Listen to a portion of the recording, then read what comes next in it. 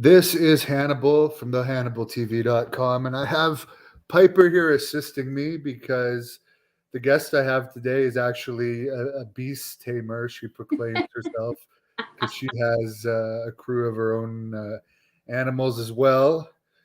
And she's also a Thai boxer. I think you've done bare knuckle fighting, MMA fighting. You do a bit of it all, and you're also a real estate agent, and you've had some UFO and paranormal experiences. So, Crystal Bear Lawson, and you are on social media at Blue Nose Bear.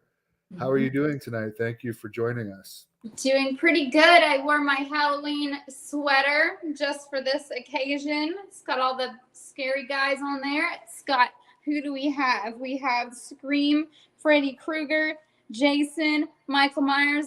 They all came. I thought it was appropriate. I mean, I pretty much wear this every day, but you know. Yeah, well, that's appropriate for Halloween season for sure. Out of those movies, which one is your favorite? Well, I would say probably Friday the 13th. Scream is like, okay, you know, like you watch that. I feel like when you're a teenager, well, not like everybody when they're a teenager, but Friday the 13th, I feel like is a classic. Michael Myers is good too. I never really got that much into Freddy though. Like it's okay, but it's not my favorite. The only thing I like about the Friday the 13th ones is like the 80s. It reminds me of like growing up in the 80s a little bit. Yeah. But I never really got into them either, or the Halloweens beyond the first one, really. Yeah. I heard the new one isn't that good. I'm sorry? One. Have you seen the latest Halloween? No, I can't get into it. Like, I don't like when they take old movies and then try and like make it into something because you know it's not going to be better. And so I don't want to ruin my idea of what the movie was. Now, the screenshot I used from this was a pretty cool outfit you had on. What were you dressed up like that for? Is that just what you wear to go out? Yeah, basically, you know, normally I just dress like weird things when I go places. No, so that was the Angel of Death, because, you know, amongst all the things that you mentioned, of course, I have more things that I've done. But, you know, I've been bartending for over 11 years, so I've always got to dress up a bunch. And usually when you're bartending, like you get to dress up for the whole week. So that week I was like the Angel of Death. I was, who else was I? I was all kind of stuff. I was a kitsune that week, so I was a fox creature. I like got body painted one day as the black swan. So I was so many things that week. It was pretty epic. So when you're bartending, if something goes down, I guess you're probably there as extra backup as well with your experience. Yeah, usually, or like if there have been problems in the past, which like normally I don't have very many issues, but you know, and I don't get angry or anything like easily, but there's definitely been a few times where like a girl has made me pretty pissed off behind the bar, and I just like completely lost my cool. And so at that point, like security is basically keeping me back, like let's just get this person out of here safely. But that does not happen often with me.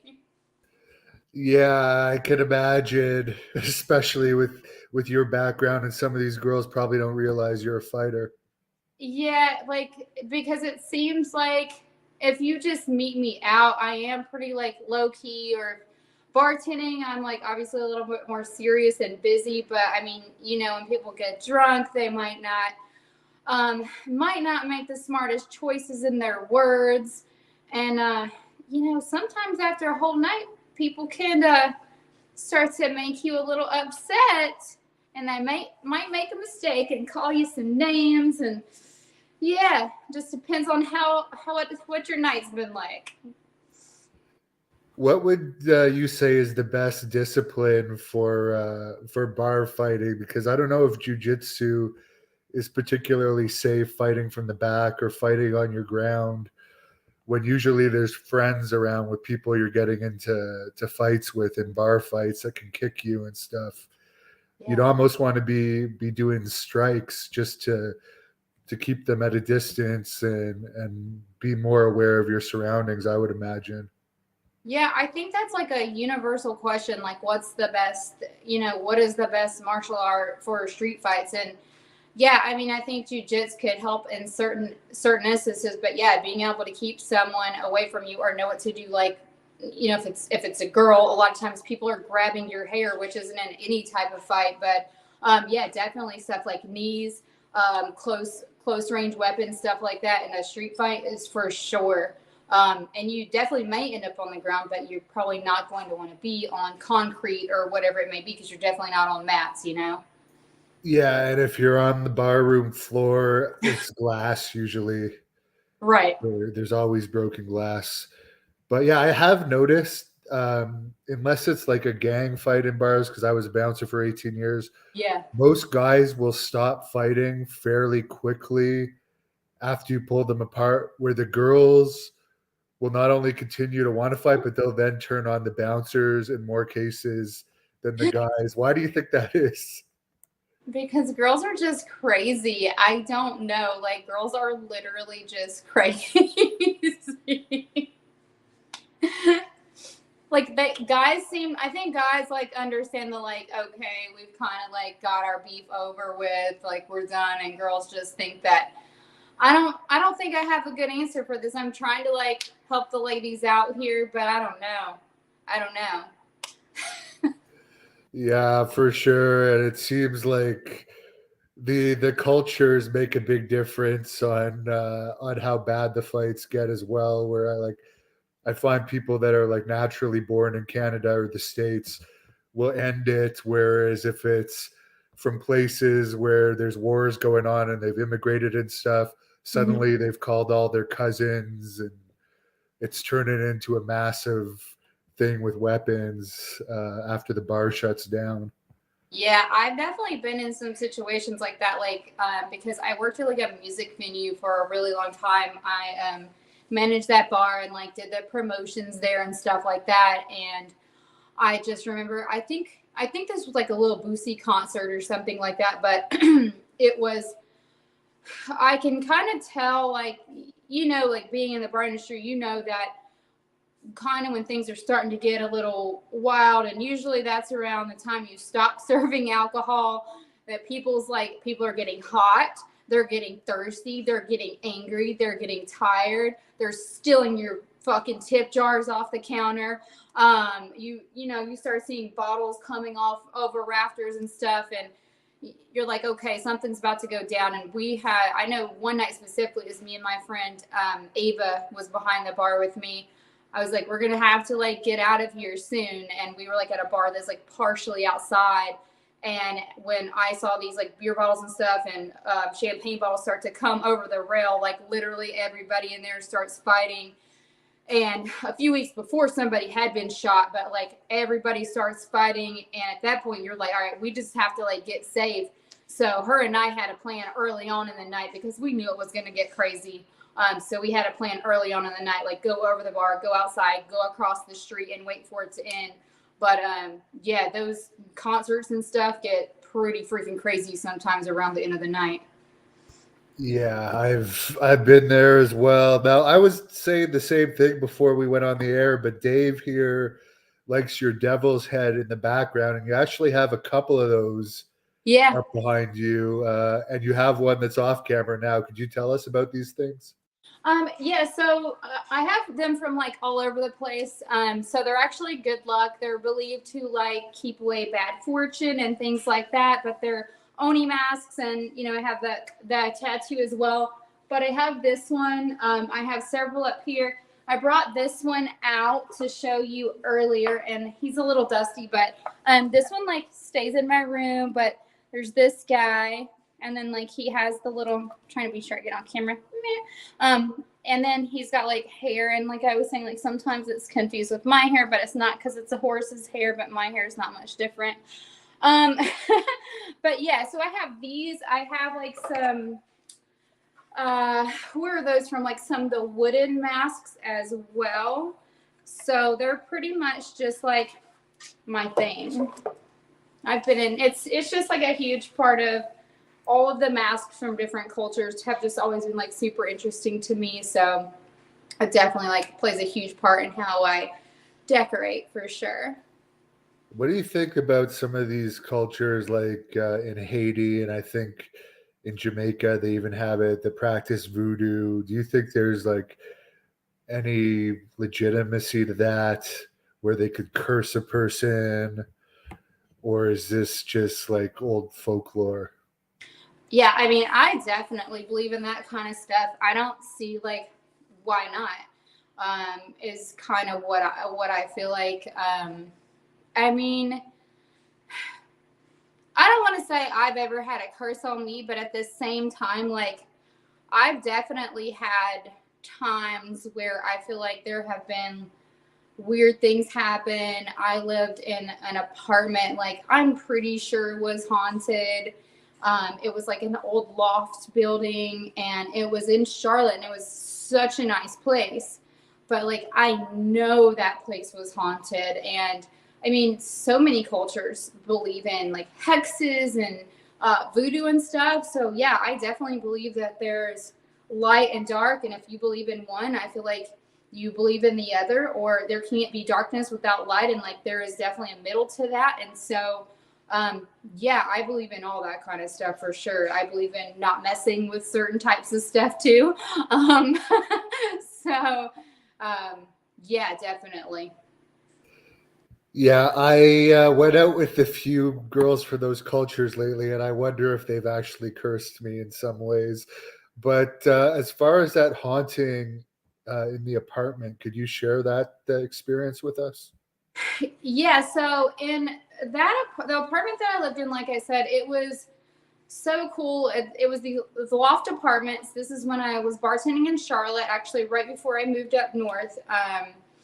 So when I was there, it was this building, like I said, used to be a mill, and it had been turned into these huge lofts. So like it was like way too much space for me, but it was like a regular price, but it was just so much open space. And so you just ever once I moved in there, like I was sick a lot. I didn't feel well. I was like, you just feel like something is off.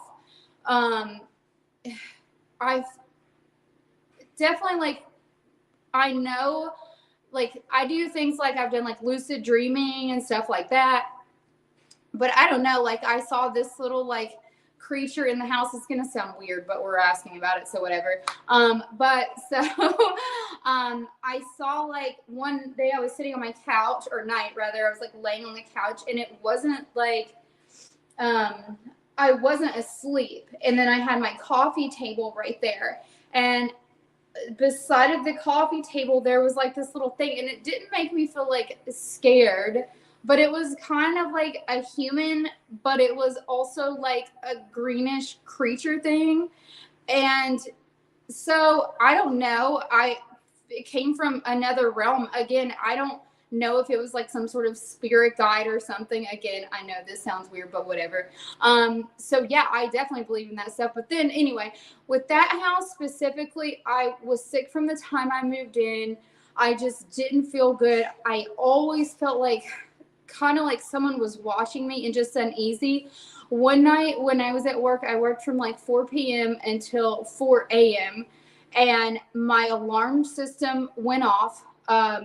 The cops actually came and cut it off, and like searched my whole house. Nothing was there. There was no reason they could find that the alarm had went off. And I was telling my friend Ava, same girl, funny that I worked at the bar with, but we've been friends for years. I was telling her about it, and I was going into the Halloween store, funny, to like find a costume for something. And I was like, Ava, like I swear, I said, it really feels like somebody's put a spell on me. Like this is just like really bizarre. And then that song came on, like I put a spell on you, and I like got cold chills and freaked out. And I literally like moved out of that place probably 3 weeks later, because it was to the point where you just feel like something is just off. Like I'm like putting salt in front of my door, and just something was not right. And I had a friend who was Greek, and his mother could like look in coffee cups and see like if somebody has put like an evil eye or a hex or something on you. And she did it, and like she showed me the coffee cup like in a video, and it had like this like the coffee was sitting there, and that the Greeks believe that that means like someone has put a hex on you. And so like there's like ways to cleanse yourself, whether it be sage or like taking a bath with like different things. But yeah, so it's that was a weird house, but it was cool looking. Was it like an older place? Oh yeah, these like lofts were probably built in that like 1917 or something. I mean, it was very, very old. It was the old it used to be a tire factory like years ago, so I'm sure like people died in there, of course. There's a fan on here that wants to know if you've ever fought a guy. I'm sure you've fought guys in practices, but has there been anyone ever try to attack you or anything where you had to defend yourself? No, that would be crazy. You know, I really haven't. I've never been in a situation where I felt like that was a thing, you know. Definitely never fought a guy in the ring, which that may be allowed now. That's also weird to me. But yeah, that's never been an issue. I've never felt like I had to protect myself in that way. Like there have been times where I've like maybe felt uneasy in other situations, but I would never try to just like fight a guy. I would shoot a guy. Yeah, you have quite a collection of firearms. Could you share some of those with us? Because I know we got a lot of American fans on here interested in that. Yeah, I mean, the gun that I carry now is my SIG 365 because we did a lot of research on like the best handgun to carry, and me being a woman and being alone a lot of the times, that's what I decided to go with and I think like 70 realtors died last year too. Like that's never something I used to be scared of, but like even now, like there's so many people that go missing like in national parks and things like that. And so I feel like now like the world's just getting even weirder, or maybe it's always been weird and I'm just noticing. But places that I used to feel safe going, like just hiking with my dog and stuff, like I don't feel like it's safe. So yeah, I'm carrying the 365 now, and that's a 9mm, and it's a super lightweight gun, and I like it. I would obviously never use it unless I had the need to, which I guess is what most people use guns for. But yeah. Yeah, I did notice I like to run in the woods because I live like right outside pretty much in the woods, I guess you could say. But when I was running yesterday, it was dark, and I was actually surprised how many women were like walking on the bike path, either Yeah. by themselves or with a dog or something. And this is a fairly safe area, but I was still shocked Hmm. that they would do that in the dark when you could walk on the street fairly easily the same way. But maybe they just like the relaxation of the woods. But it seems dangerous if there's a crazy person out there. Yeah, I mean, like I said, there's been so many people, women that have gone missing, or just people in general, like on hikes and in parks. And the last time that I used to always take the dog running, like always take him running through the woods and through trails, and I was never scared. Like I'm usually just not scared of stuff. But the last time I went to a place that's pretty close by here, and I'm obviously an athlete, but I'm not somebody who usually like falls over, you know, like I got pretty decent balance. I was running, and I had my like headphones in because I wear the over the ear headphones. And I had my headphones on. I was running, and I tripped and I fell, and my headphones like flew far away. And then I was like, whatever, didn't think about it. Started running again. This happened just a couple minutes later. My headphones fell right off of my head and went far away. And then it happened a third time. And I said, okay, trust your intuition, trust your gut. Something's not right. Because the fact that they kept coming off my head just didn't sit well with me. And I got the dog and we went the other way. We went home because I just felt like uncomfortable. And since then, I've been pretty leery to like go by myself in the woods. I just don't think it's safe. I think people are nuts. Yeah, I don't know if you ever saw this picture of voodoo, by the way, but supposedly this guy got turned into half of a cow Oh my. for cheating on somebody. Does he If have you look cow? at his, Are these supposed to be cow feet? yeah, Wow. I've not seen that, but that is pretty fascinating. yeah, that's in like Haiti. That's Yeah, crazy. Well, you know, that's like, again, I feel like I just have to keep prefacing with like, this is going to sound weird. But that's like, we talked after my bare knuckle fight. And that night, I had trained. Obviously, prior to that fight, I had trained in that sports bra multiple times. You know, like I had on 2 sports bras.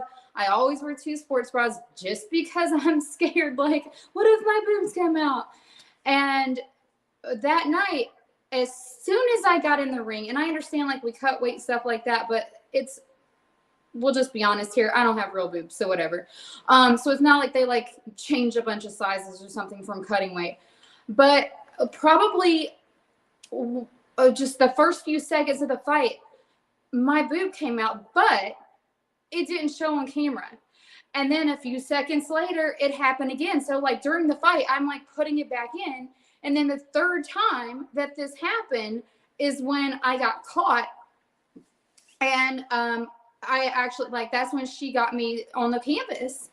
And it's weird because number one, it never happened in practice. Ever. My whole life. It's never happened since I've even done a test and wore the same outfit. It's never happened again. I went through so many wrestling practices, jits classes, everything that never happened.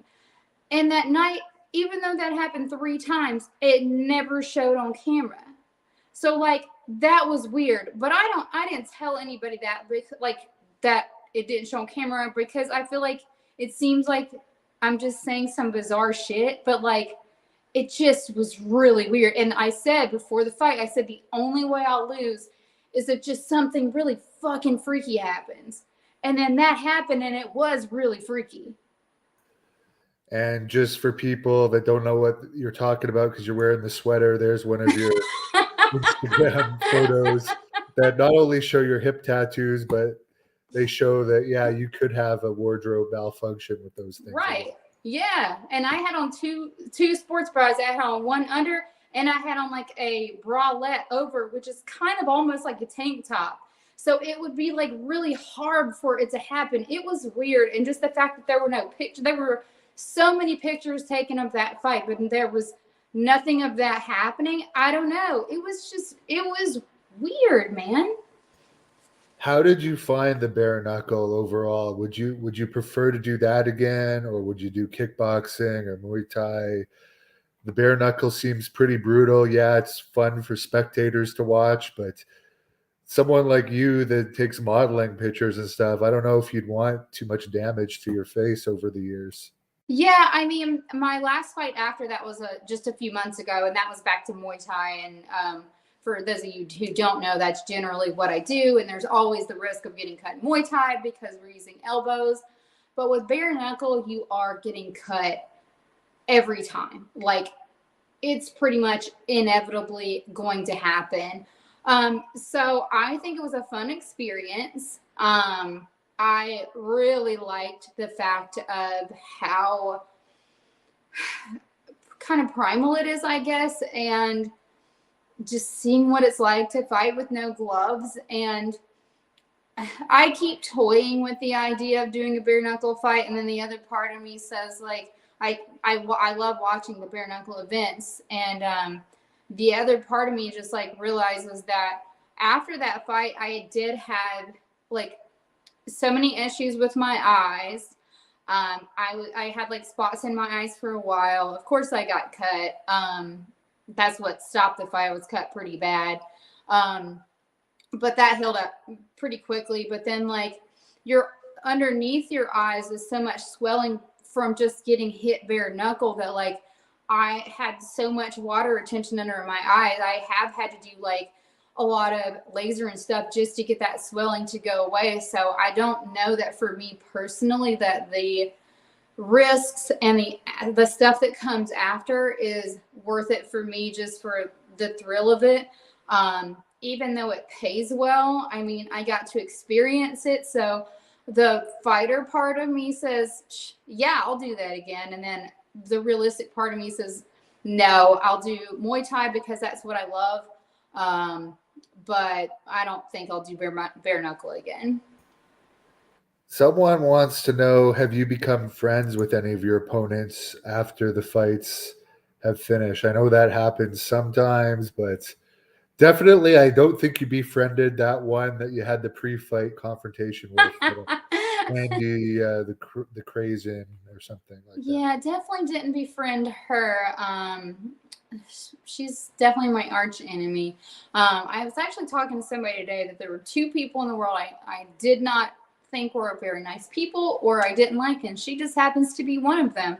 But yeah, usually afterwards, like there's no problem or like beef with someone. So like the girl I just fought a couple months ago, I was actually this was in New York. I was actually gonna fight on that same card again. The fight didn't work out for whatever reason. So I guess they're gonna look for someone else. But yeah, like she was really cool. We've talked after, like Elaine Pereira, who I fought in Glory, Alex Pereira's sister. She's super nice. So yeah, normally like once two people fight, like afterwards you do have a sort of bond because you have like been in this whole like battle together. So I don't know, it's like this weird little friendship that opens up. And you might not be the best of friends, but you definitely I feel like you stay in touch a lot of times.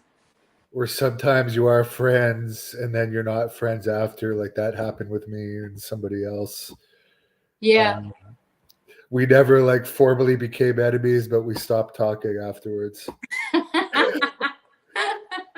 I can see that. Young Macho Man says, would you ever consider being a ring girl instead of a fighter? You certainly have the physique for it. I did that one time, or maybe a couple of times for this show that I ended up fighting for, but I really sucked at it. Because I'm not good at pretend smiling. So the answer is yes. I think if I was better at pretend smiling, I would do that. But I just can't fake a smile. So I would just look bitchy the whole time and nobody would like me. Supposedly some of those UFC ring girls make more than a lot of the undercard fighters from what I've read recently. Yeah, they get paid.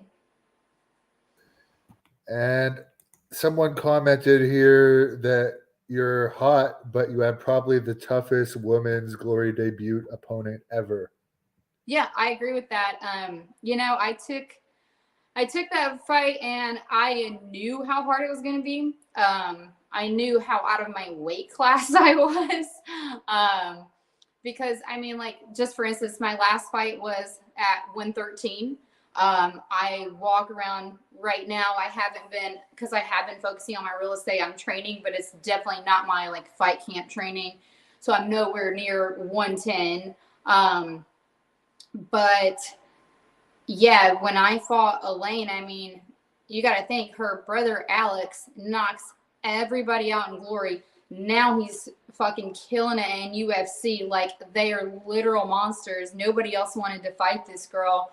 I am a fighter at heart, and I knew that in my mind, and honestly, physically, if I would have, certain things would have been different. I still feel like I could have won that fight. I understand we're completely different sizes, but I didn't train properly at certain points in that camp.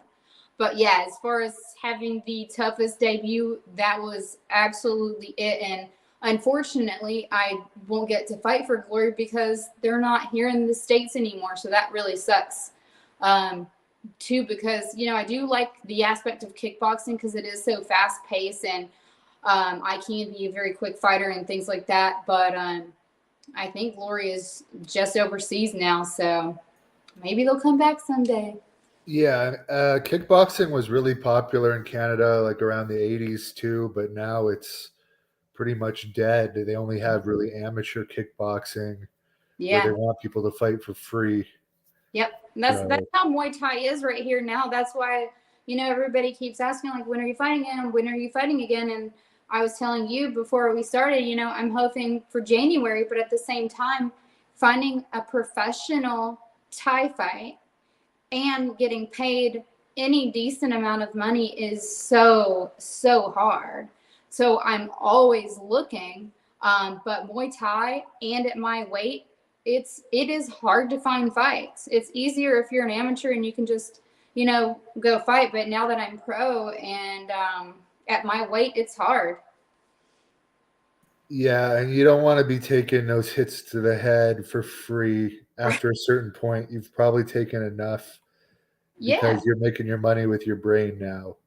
Right. I So, don't I've always fought because, that's my outlet and that's definitely still an outlet, but I know at some point I will either go into judging, but I can't do any of that until I like retire, but ultimately I will do some judging fights later. I'd like to do some commentating. I still want to stay within that world and stay in there, but yeah, like I'm not going to take fights at this point that don't make any sense, or I'm not going to fight for $500. Like, I just feel like I've been in the game for a long time now, and it's just not worth it to me at this point.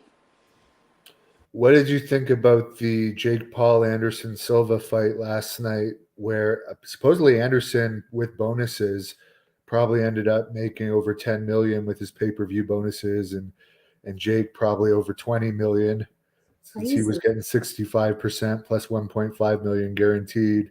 Huge money for Anderson, who probably never made close to that in UFC.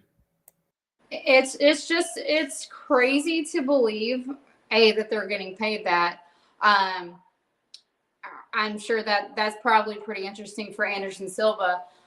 Now, would I do a bare knuckle fight for that much? Absolutely. But yeah, I mean, it's pretty crazy. I was actually asleep during the fight, because now that I work, I get up at like 7 a.m. So now that I wake up early, I go to bed early. So I'm trying to learn to manage my time better so that I'll stay up to like 1 a.m. again. Because I always thought I was like this crazy night owl and I hated the daytime.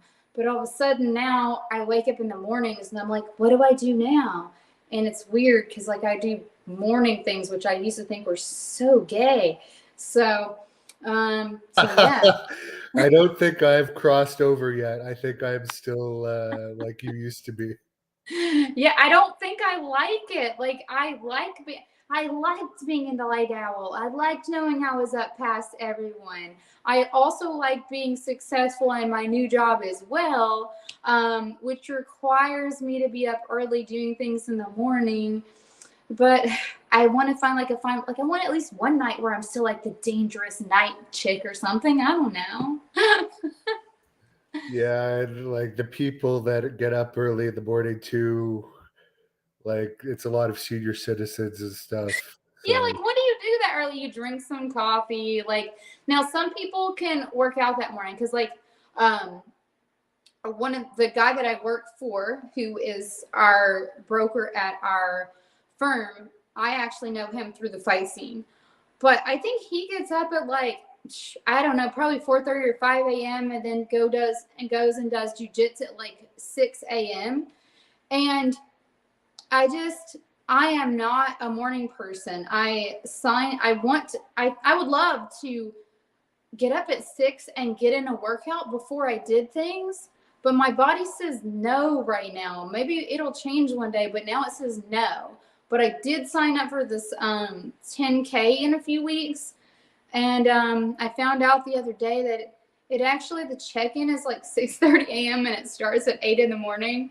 So but I'm committed now. I'm committed. So yeah, I mean it's good to get up early, but I don't think I could ever switch because I'm stuck on being up late. Even if I Mhm. have to get up early, I Yeah. can't switch. so I just get really tired. But a lot of people wanted to know. I put this up because it's Halloween and people always think of horror movies and blood.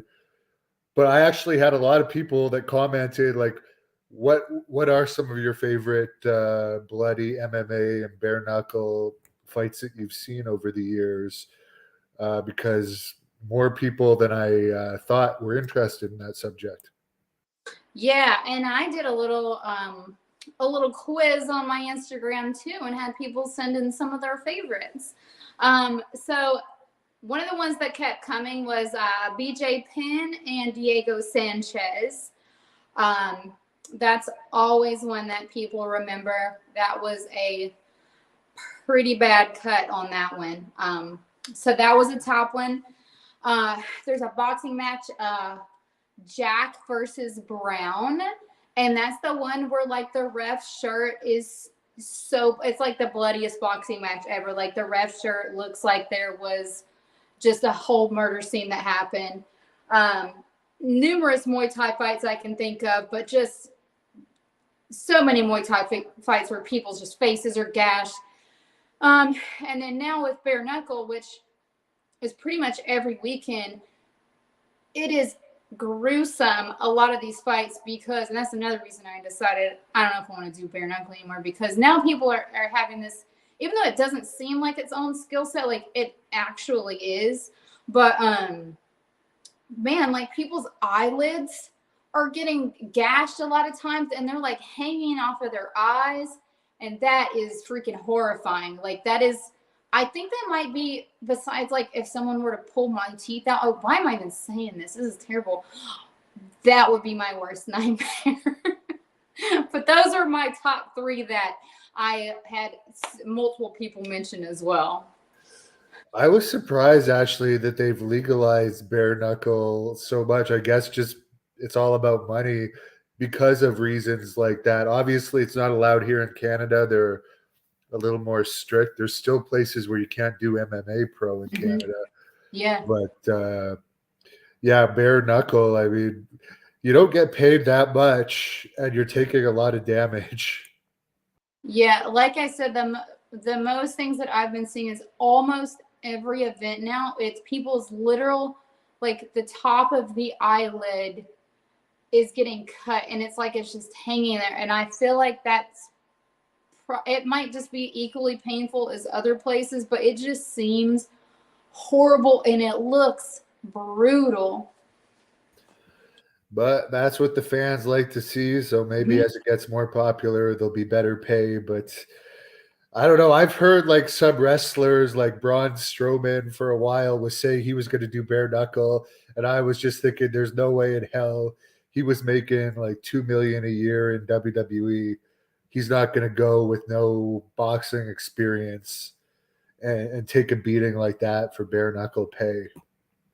Yeah, I'm not exactly sure because I fought for Game Bread, so that was a little bit different. That was the MMA, so I know a little bit about the pay scale for BKFC, but there are a lot of, what I will say about it is that it is providing an outlet for people who are not necessarily 20 years old anymore, who still want to fight, who are still like hella tough to get in there and fight. It's allowing guys who maybe have timed out of some other sports or organizations to still be able to compete. And I think that's really, really cool too. Yeah, definitely. Someone wants to know what's harder in your opinion, boxing or bare knuckle fighting? Well, I guess for different reasons. Boxing skill wise, but if you're talking about injuries, definitely bare knuckle. And if it's bare knuckle MMA, then that would definitely be the hardest because there's so much that could go wrong. Right? There's just so much that can go wrong. And bare knuckle in general, so many things can go wrong. There's really no way to plan for it. You just train and you get ready, but it doesn't matter if you're, it's just up to the stars who wins, because it takes one shot. Like that happens in any fight. It takes one shot, right? But with bare knuckle, it doesn't really matter. Like you can be so good, but you can just get caught and then it's just not your night. And people don't frown upon it, but yeah, there's just so many like freaky things that can happen.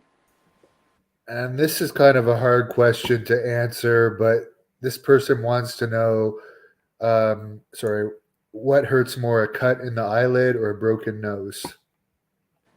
I would probably say a broken nose. A cut in the eyelid, I think, is freakier, but probably a broken nose hurts worse. I've never broken my nose. I've broken my jaw, but I've never had a broken nose. But I've had a pretty swollen and messed up nose that I thought was broken. So probably the eyelid would be pretty sore and it would suck, but the nose is going to last longer and that's going to hurt more.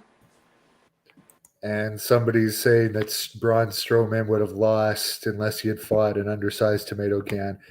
Yeah, probably. Somebody wants to know, have you had many concussions and how many? No, I honestly only think I've maybe had like one or two, and I think one of those happened like probably like 5 or 6 years ago. I was like training at a it was like a wrestling gym or something, and everybody there just went too hard all the time, and nobody understood like any technique whatsoever. But I remember like one day leaving there, I got hit at some point during sparring, but I just remember like my eyes hurting, my head hurting really bad. So I'm pretty sure that was a concussion. But as far as having an actual concussion, I've been pretty lucky and I haven't had any that I know of. Yeah, I think I had one of my worst from sparring where I was sitting on a bench after undoing my shoelaces and it felt like I was on the Gravitron. Like in the fair, like the room was spinning. I got caught with like a Superman punch, but I didn't really notice it until I sat down. Mm-hmm. Yep. Tony wants to know your thoughts on Jason Blaha, if I'm pronouncing that right. I don't know who he is, so I guess I don't have any thoughts on him. Yeah, neither do I. Someone wants to know if you're a wrestling fan and what WWF wrestler, past or present, do you think would have done well in MMA? Of course, other than Ronda Rousey and some of the others that have been in there, like Lesnar and Bobby Lashley. Lesnar would be the man in there. I'd like to see John Cena in there. I watched wrestling when I was a kid, but that's like when Hulk Hogan wrestled. So I guess I can't bring him to bare knuckle. So yeah, I mean people like Lesnar and things like that, but I've never watched a lot of wrestling except for when I was really little. So none of those people would really be able to cross over now, I guess. No, they'd all be retired, I guess, or too old. Yeah. Someone says he thinks it's pathetic that Jake Paul is fighting guys like Anderson Silva, but I mean, people are watching it, and I don't know. Do you think your average person could beat up Anderson Silva? Like he knocked out Tito Ortiz in the second round recently. No, and I mean, like everybody hates on Jake Paul, but it's like at the same time, guess what? People are talking about him, right? They're watching. By them talking and watching, they're getting him paid, and he's winning fights. So is he that bad? Like, what's the problem here? He's doing his job. He's making you feel an emotion, right? He's giving you something to watch.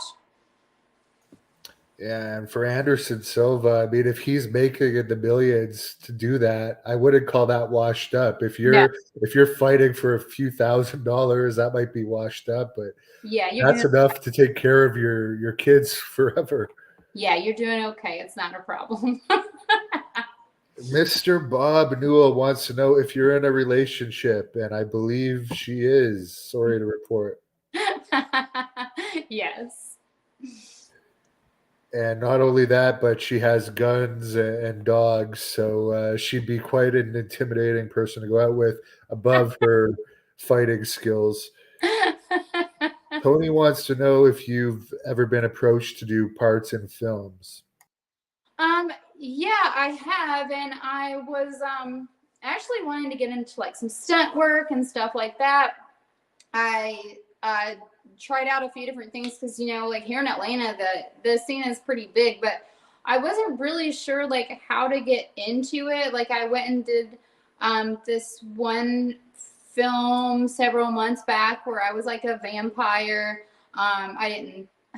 Did I say something? Not really a lot, but so yeah, I was kind of trying to like figure out how to get into that kind of stuff, and it definitely interests me, but I guess I just really don't know how, and I haven't now that I've been doing my real estate stuff, I haven't really put that much thought into it.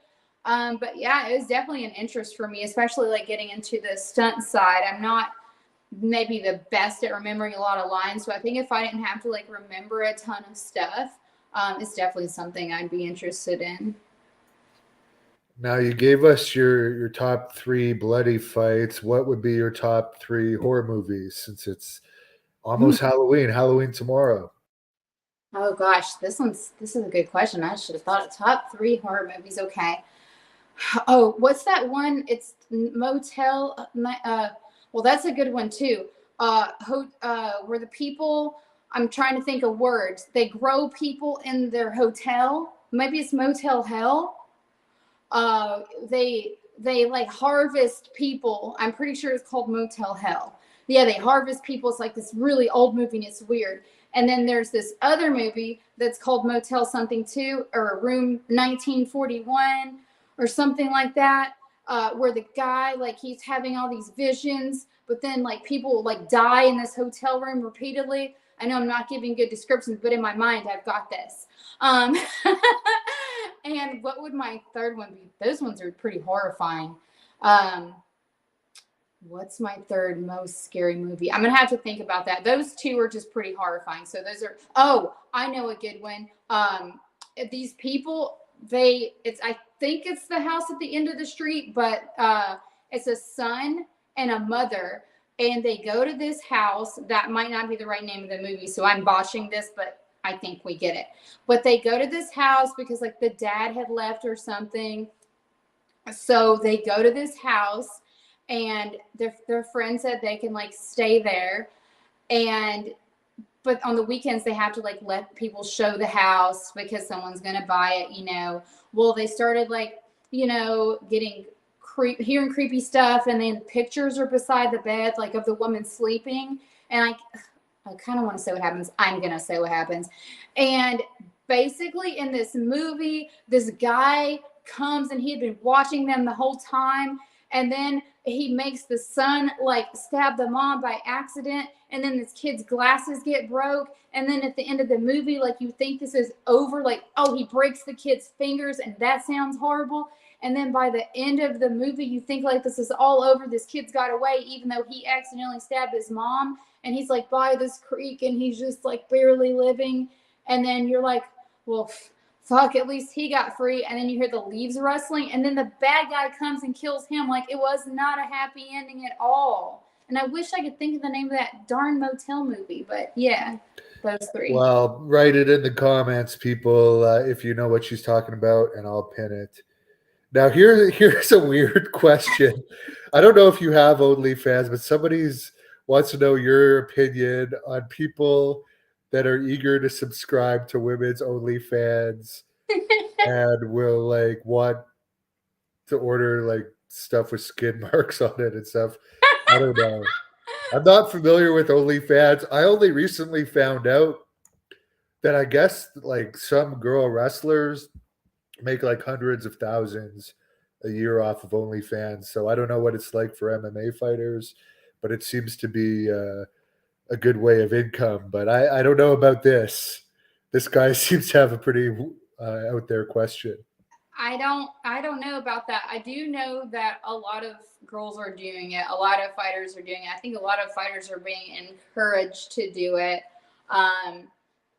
I was like, is that a good idea at first? But then I realized they're not just taking just pictures of themselves. And then that's a whole other job. And then like you're to each his own. I'm a big believer, and I think everybody should do what they want to do. But yeah, I just feel like that's not how I personally want to make my money, or or do my thing, but also to the girls making money on there, like, good for them. Like, make your money. That's great. But as far as guys paying for things with skid marks, to each his own, and um, we'll leave it at that. Yeah, everybody likes what they like, and everybody's into what they're into. I definitely, a lot of people are into feet. People do want pictures of people's feet a lot. I have got a lot of messages about that, but so maybe I'll do that. I don't know. Yeah, I once had someone ask me for like a pair of old tights, and I'm like, yeah, I could probably send you some for that price. And then he's like, would you mind? And this is a male. Would you mind jerking off in it before you send it? And it's just like, block. You're like, I was gonna say yes, but now you ruined this for everybody. And sorry to this person, I'm not asking her that question. We already asked you one. Now you're just getting weird. And somebody's asking you for a date. She's taken. Now, you mentioned you're in real estate. For anyone watching that's normal, that might be in your area, what area do you participate in real estate, and how could they contact you for that, if you even want to say that on here?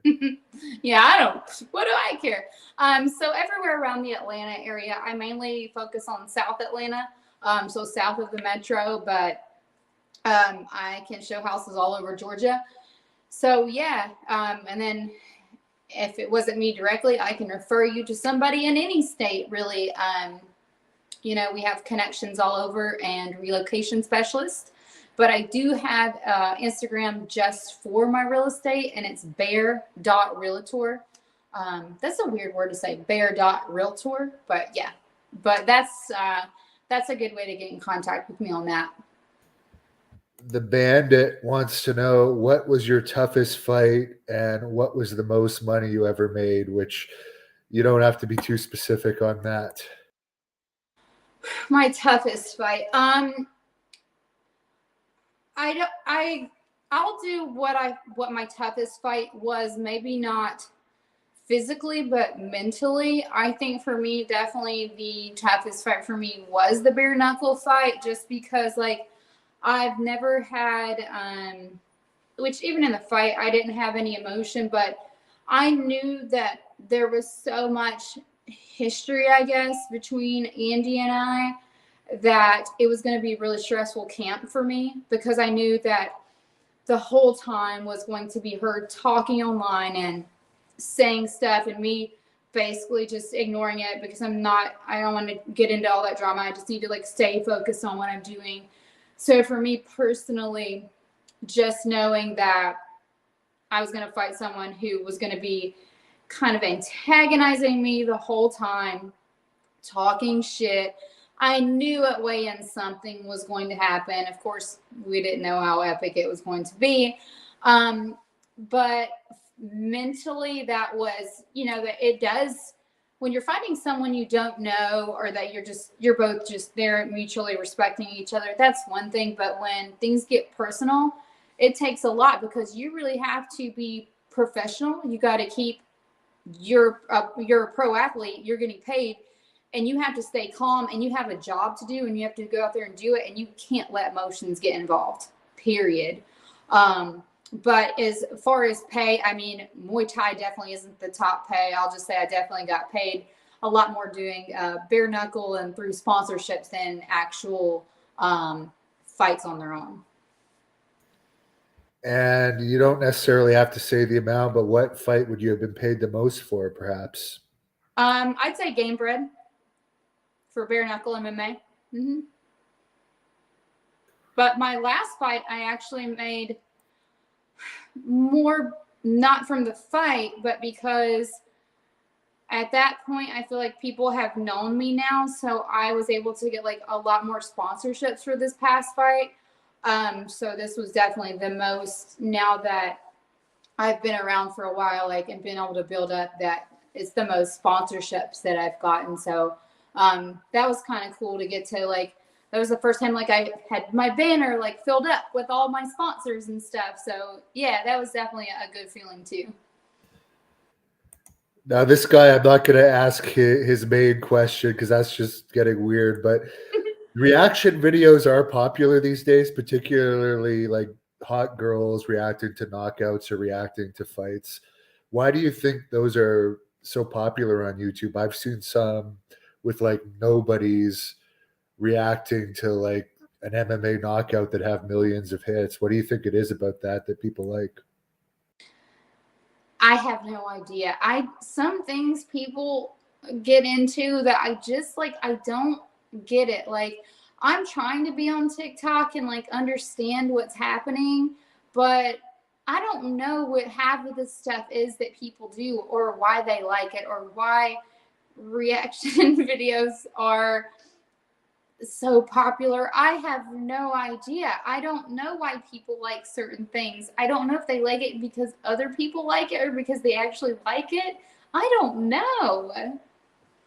Yeah, it's definitely popular, but maybe it's good that more people are talking about MMA and fighting sports, Yeah. no matter what the reason. But is there anything else you want to plug or anything before we wrap it up here? Thanks a lot. You've been full of very interesting stories. I've always got all the interesting stories.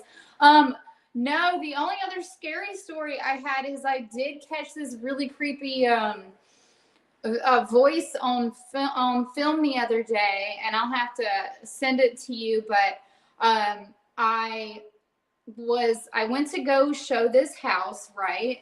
And someone called on the way to show the one house and like, hey, can we see this other one? And I was like, yeah, sure, if you can be there by 3:00, because I'm literally 5 minutes from there. So it took me a while to find this house, and I get there, and it was an investment property. So I'm just like, the girl came in, her boyfriend wasn't there. I said, you can take some videos or pictures to show to him. And so she did that. She was left out of the driveway. So I always take pictures of everywhere that I go and video. And so I was taking some pictures so I could be like, hey, I don't just take pictures of these pretty homes. I also do this kind of home. And, like on the iPhone, it does the live video. And so I had taken my pictures, and Beast, my dog, was in the car. He's in the back seat. And so I had about an hour before my next showing, and I'm sitting there and I'm like editing my video. And as I'm editing and getting ready to put it into my Instagram Reels, on the video that I had taken of the ceiling was this very clear, loud, audible voice. And you can hear this on my TikTok, which is Blue Nose Bear, and my Instagram. And I made a follow-up video on the whole storybook that we're saying now. But it was a lady's voice. It sounded like she was literally right beside of me. And I did not hear it. Like there was nobody in there. It was only me. And then as I'm listening to this in my car, I'm like getting cold chills listening to this in my car because I'm like, what is this? And I'm like getting ready to send it to people like, this is crazy. And in one of the pictures, there was like this weird, like kind of like anomaly on the side. I'm going to send you these things. And then this Porsche SUV pulls up behind me. This random guy and girl get out, and they're like, are you the owner? And I was like, no, I'm a buyer's agent. And they're like, well, can we see the house? Like, we're interested. And I was just like, well, okay. So I let them look in the house. And then while they're in the house, the chick like fell down the steps. They weren't very high, but she falls down the steps, like hit her butt so hard. And I was like, oh my gosh, like this is really weird. And I was like, are you okay? Like I got right beside of her, went to help her up, asked, if she's okay and stuff. And then as we're walking out the door, there's this other guy that just shows up, and he's like in this worker man, like mechanic outfit, but it's like a fresh mechanic outfit. Like it hasn't been any mechanic work done in this outfit. And he's like standing at the door, but he hasn't came in. And he was like, can I come in? And I kind of looked at the people and like, we're headed out. And I didn't know what to say because I was like so caught off guard. And I like stepped outside and I was like, yeah, sure. He's like, yeah, the people that used to live here let me keep my wood outside, but they never let me in. And I was like, man, this is freaky as shit. Like, is he like the ghost of the house or something? And did I just let the ghost in? Like, is that why they didn't let him in? But that was my other scary story.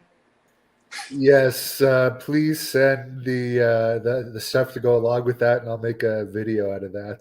Yeah, it's pretty creepy. It's pretty creepy. Somebody wants to know if you could show your abs. You don't have to if they're not in. But I don't want to deny they're the not fact. really in. I have like 4 miniature ones. And what is your TikTok? Somebody wants to know. It's Blue Nose Bear as well. Okay, excellent. Well, I appreciate you coming on again, and I'll let you close this with whatever you want to say to the fans. Hope you have a great Halloween. Yeah, thank you guys so much for joining us on Halloween. Halloween shirt. I hope everybody has a fun Halloween. I hope you dress amazing. I don't know what I'm going to be. I have an outfit for the morning, but that's specifically for work. So I usually have great ideas. And last year I was Coraline, but there was nowhere to go.